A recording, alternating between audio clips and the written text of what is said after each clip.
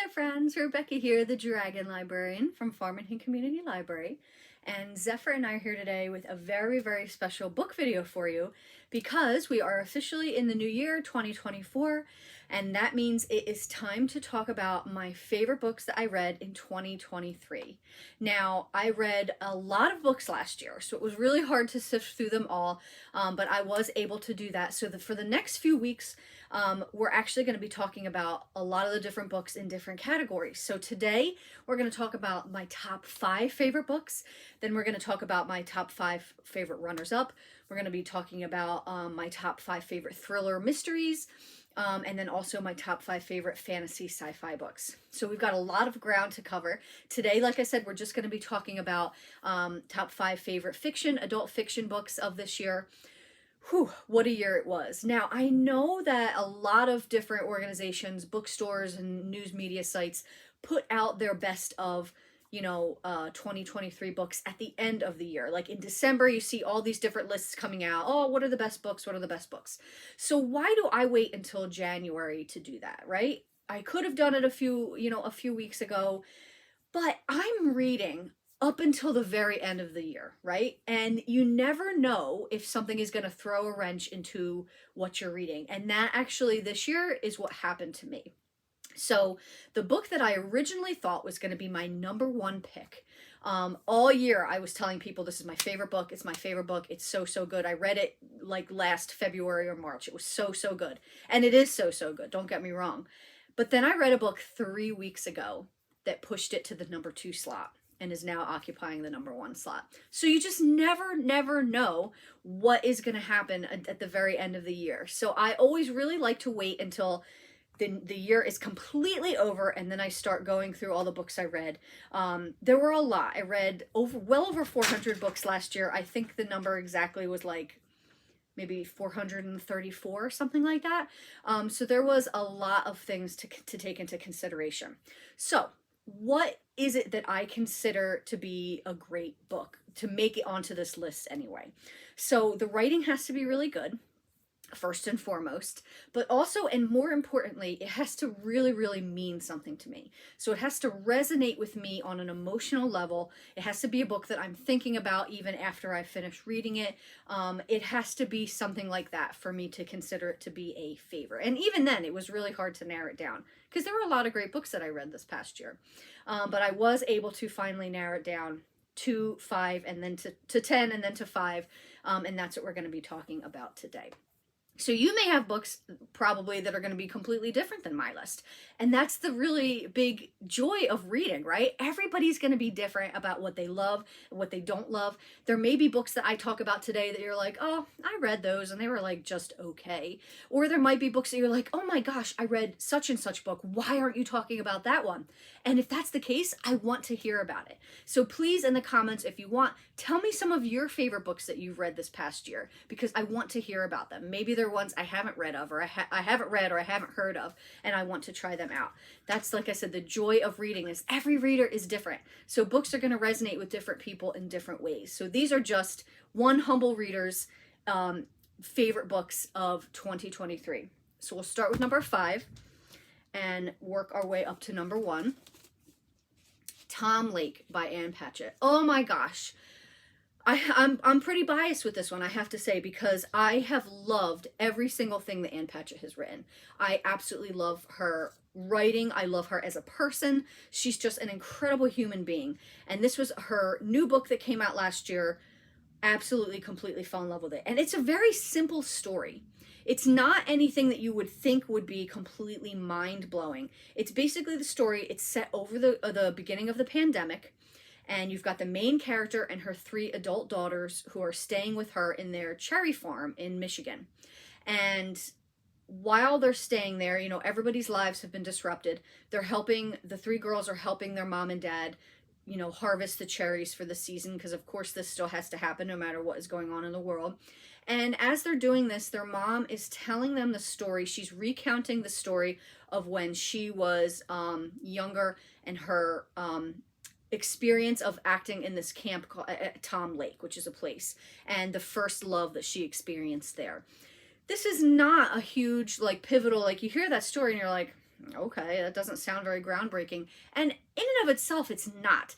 But the way that Ann Patchett spins this story, this beautiful, beautiful story, it's all about first love versus lasting love, like the people you love when you're a young person, and that passionate, fiery, tempestuous love versus the people you love that you end up marrying, the steady love, the communication between the two of you, being on the same page about things, and just the differences between those two types of love. It's a story about family. It's a story about the play Our Town. If you're familiar with the play Our Town, you'll probably get an added joy out of this book, because that is the play that she is acting in and that she's talking about throughout the course of the story. So it is a story also about acting, and it's a story about Michigan. If you're from Michigan and you know the area, the region that this takes place in, you will have an added enjoyment of this book too. But you don't have to have a previous knowledge of any of these things to just love this story. It's beautifully written, like I said, about family, about love, and it's just phenomenal. Tom Lake. If you haven't read anything by Ann Patchett before, you definitely need to pick her up. Even if you don't start with this one, it's phenomenal. So, book number 4 is actually an older book that I had been meaning to read for ages and ages and ages, and I finally got to it, and I'm so glad I did, and I'm kicking myself that I haven't read it earlier because it's phenomenal. And the reason I finally picked it up is because it just got a sequel this year that I haven't read yet, or last year rather, I'm sorry. It just got a sequel. I have not read it yet, but I heard it was coming out, and I was like, I think it's now time to finally start this book. And I did, and I fell completely in love with it. And it's Hild by Nicola Griffith. So this is a book, like I said, it was written, I don't remember when, a few years ago, and it's been at least, I want to say, 10 years or so since it came out that we finally got a sequel to it. And, it's very exciting that the sequel came out, and that's what put it on my radar again, like I said. So this is a historical fiction book about the 7th century Britain, so in the 600s in England. This is not a time period I would normally be reading about. I love historical fiction books set in England, but I typically prefer reading about Tudor England. But this, I didn't know anything about this going in. The names are all very, foreign to me, not knowing anything about it. Don't worry about that. If you don't have any prior history to this, you don't need to. If you're not familiar with these people, you don't need to. There is a glossary in here. There is a little bit of historical context in the back of the book, so you will not get lost. I promise. I promise, I promise, I promise. So this is about a young girl named Hild, who actually is a real historical figure, who ended up running this convent, and she ended up becoming a saint, I believe. Saint Hilda of Whitby. But this is the story of her when she was a young girl into her teen years, and how her uncle, Edwin of Northumbria, becomes king. And she has these visions, and these visions help guide the king through his many actions. And it's a very dangerous, tumultuous time because, yes, she is in the favor of the king, but only so long as she is guiding him wisely. If she's to make one misstep, this king, who is a very volatile man, it could be the end for her. So there's a lot of tension throughout this whole book of, her trying to guide this king. And you have to wonder, is she really receiving visions, or is she just a really, really smart, ahead of her time person? And, the book leaves it up to you to figure this out for yourself. It doesn't say one way or the other. So this is a story about a real historical figure. Obviously, there has been a lot of research that this author put into it. But what I loved not only about this was not only of the character of Hild, who I never heard of before reading this, but I absolutely love her now. The learning about what the world was like back then, and what living back then was like, and all the daily routines and how everything went. It was just so fascinating. And that is not a thing I would have ever thought I would be fascinated about. But it is just, the writing is so compelling. I could not put this book down. It was absolutely phenomenal. So give it a shot. Even if you're a person who is not really big in historical fiction, and even if you're a person who is not the hugest reader of this book set in this time period, because I wasn't, and it's now now it's just on my list of the top 5 favorites. The writing is phenomenal. It's really, really great. Highly recommend this. Hild. Okay, number 3. The Invisible Hour by Alice Hoffman. Now, this one I know is going to be questionable for some of you because I know the reviews for it were kind of up and down. There were some people that absolutely loved it. There were other people that were just like, it was meh. And there were some people that hated it. A lot of people thought that this book was manipulating the joy of reading. And I'm going to be honest. I am absolutely the audience that type of book is written for, because I love that. If you are writing a book that is about books and the love of books and the importance of books, I'm going to fall for that every time. I don't care if it's manipulative. I don't care if it's pedantic. I just love, love, love that, because I do love books and I do know the importance of reading, and having it reiterated to me it makes me just weep with joy, honestly. I cried so many times during this book out of joy. This book felt like it personally resonated with me in a lot of different ways. And it was just absolutely beautiful. Alice Hoffman, you probably have heard of her, even if you haven't read her books before. She's written a lot of books. Her most famous book that she's most well known for is Practical Magic. And there are other books in that particular series as well. And then the movie, of course, which came out in the 90s. But I think this is probably my favorite book by her. I'm not gonna lie. And like I said, if you hear about a book that is about books and the joy of reading, and you're like, oh, whatever, another one of those, I'm telling you, give this one a chance. I love this so much. But like I said, I know it's not for everyone. A lot of people didn't like it because of that very same thing. But I thought it was just absolutely fantastic. So it's the story of this young woman who grows up basically in a cult. So her mother gets pregnant, runs away from home, and joins this cult and is then trapped there. So it is about the daughter finally finding the agency to escape, and she does. And the way she is able to gain agency and gain, traction in the things that she really loves is because she is able to read and find books. She becomes friends with the librarians secretly in when she's going to town, and they get her these books that help her to read and understand the outside world. And oh my gosh, I'm gonna cry just talking about it. I just thought that was so beautiful, and the way that books can save people and the way that books can help people. And if you are in a situation where you feel trapped, you can read a book and it can help give you the way to get out. So now here is where people start to get a little divided on it, because she ends up going back in time.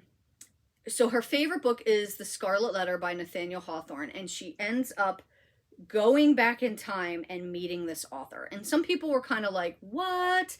But I thought that was absolutely fantastic. I thought it was really well done. This is not a very long book. I wish it had been longer, because I think it could have been, there could have been a lot more that was done with it.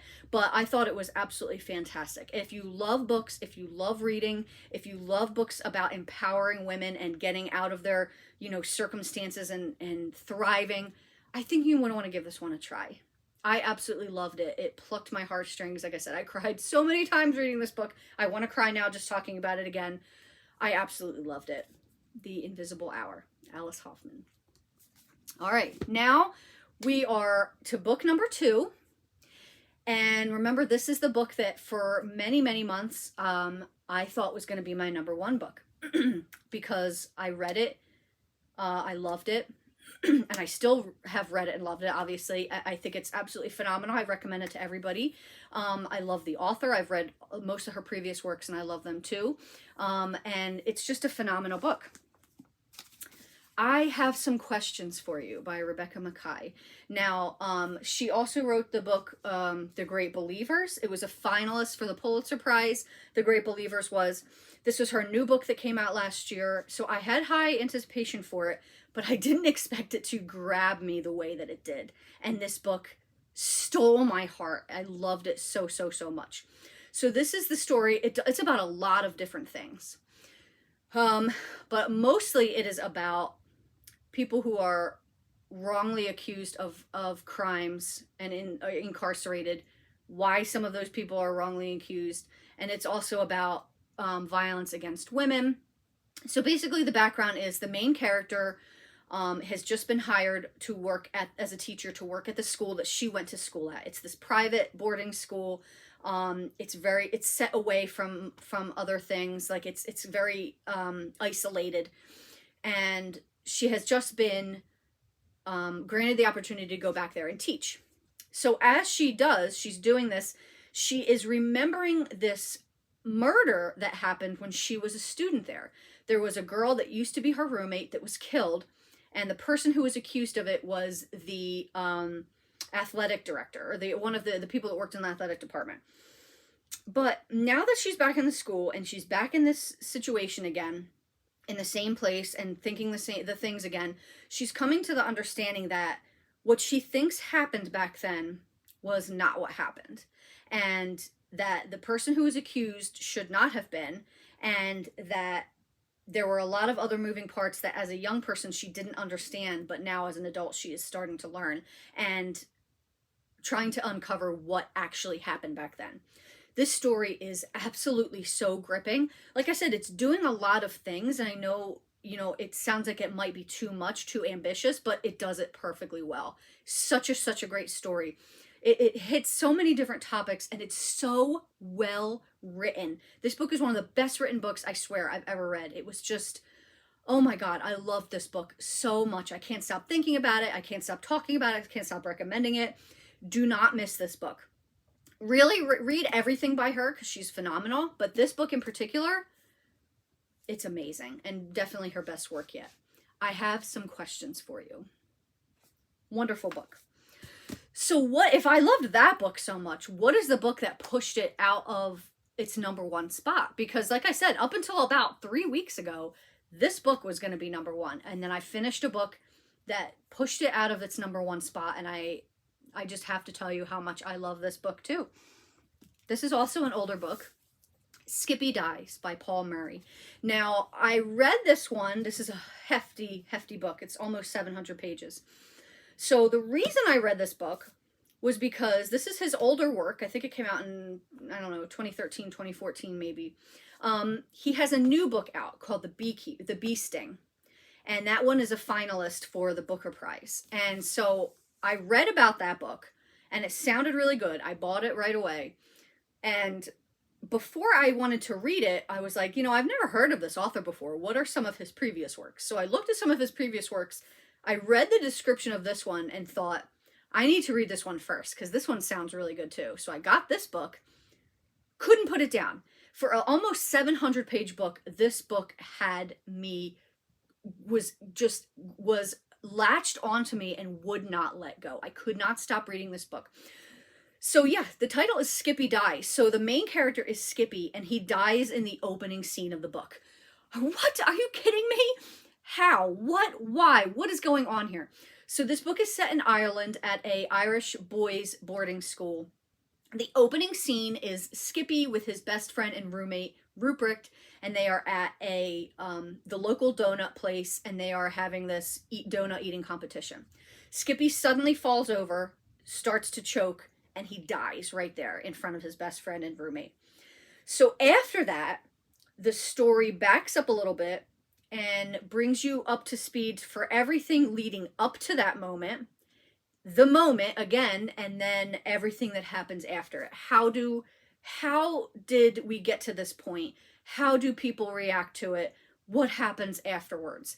I have never wanted to hug a protagonist as much as I wanted to hug Skippy, because Skippy is going through it in this book. Obviously, yes, because he dies, but even before then, there's a lot going on. He is on the swimming team, but he doesn't love it anymore. He wants to quit. His mother is very, very ill. He's not really allowed to tell people about it. So he's dealing with that. He doesn't really go home much. He is a boarder at the school because he's not really allowed to go home much because his dad is taking care of his mom. He's got this girl that he's absolutely in love with at this girls' school nearby. But he's also competing for her attention with this other brutal kid. And the story is told through many people's points of view. So yes, we get Skippy's point of view. We get Rupert's point of view. We get Lori, the girl that he's in love with, point of view. We get Carl, the brutal kid that is also in love with her, point of view. We get a lot of kids' points of view. This book does a lot. It covers a lot of ground, which, yeah, I mean, you could imagine because it's a very hefty book. This book deals with such topics such as drug use, family, friendship. It deals with eating disorders. It deals with the sexual predation of minors. It deals with things like religion versus corporation, because the school that they go to, this Irish school, is actually a religious school. It's run by priests and stuff. But the new acting principal wants to kind of veer away from that, so you've got that dynamic too. The other main character of this book is also one of the teachers, one of Skippy's teachers. And you're going through his story as well. This book does a lot, but it does it all really well. I was immediately sold on this author and his writing. And yes, there are a lot of, you're writing about 14-year-old boys in an Irish school, boarding school. Yes, there are all kinds of like sex jokes and poop jokes and stuff like that. The dialogue, the writing, I've never read anything that is more like a teen's voice than the stuff that I've read in this book.